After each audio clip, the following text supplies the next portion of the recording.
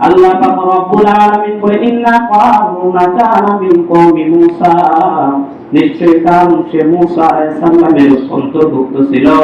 ফাবাগা আলাইহিম, কারুন তার জাতিদের সঙ্গে সীমালঙ্ঘন করেছে। ওয়া আতাইনাহুম মিনাল কুনুজ, আল্লাহ বলে এই কারুনকে আমি এত পরিমাণ ধন সম্পদ দিয়েছিলাম। মা ইন্না মাফাতিহাহু লাতানু বিল উসবাতি উলিল কুওয়া, যে সম্পদের চাবিগুলো বহন করার জন্য শক্তিশালী একটা দলের প্রয়োজন হইতো।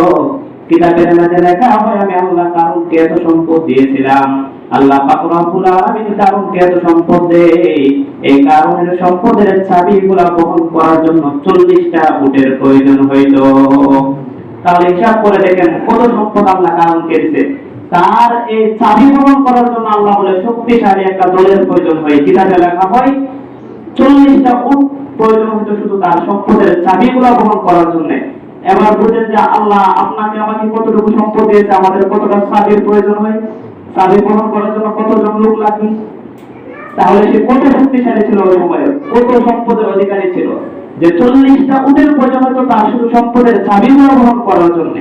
তাহলে আল্লাহ পাক রব্বুল আলামিন কত সম্পদ তাকে দিয়েছিল। আল্লাহ বলেন এত সম্পদ দেওয়ার পরও সে আল্লাহ তাআলার সাথে সীমা লঙ্ঘন করলো, সে তার জাতির সাথে সীমা লঙ্ঘন করলো। আল্লাহ বলে তখন তার জাতি তাকে বলে ইযু ক্বালা লাহু কওমুহু, তখন কারুনের জাতি কারুনকে বলে ও কারুন লা তাকরা, তুমি সীমা লঙ্ঘন করিও না, অহংকার করিও না। ইন্নাল্লাহা লা ইউহিব্বুল ফারিহিন, কারণ আল্লাহ পাক রব্বুল আলামিন কোন অহংকারকারীকে পছন্দ করেন না। আমাদের সময় দেখা যায় যদি আমাদের শরীরে একটু জোর থাকে, যদি কয়েকটা টাকার জোর থাকে, তখন আর আমরা নিজেকে মানুষ মনে করি না। মানে আমি রাস্তা দিয়ে হাঁটতেছি নাকি আসমান দিয়ে হাঁটতেছি এই চিন্তা ভাবনা আমার ভিতরে থাকে না।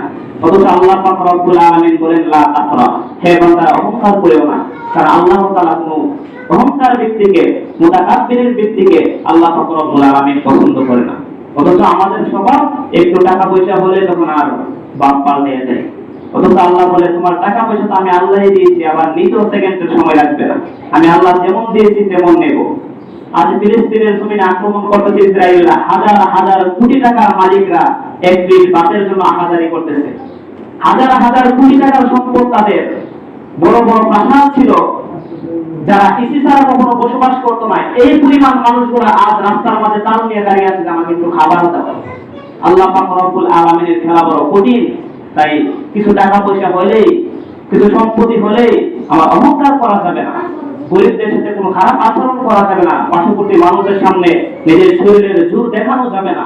কারণ আল্লাহ পাক রব্বুল আলামিন এই জোর খতম করতে বেশি সময়ের প্রয়োজন হবে না। তো এই কারণ ছিল বনি ইসরায়েলের মাঝে একজন মানুষ ছিল মূসা আলাইহিস সালামের সময়, তার নাম ছিল বাশার। নামটা কসাস, নামটা ছিল কি এই কসাস, তার নাম ছিল কি আল্লাহ তাআলা এই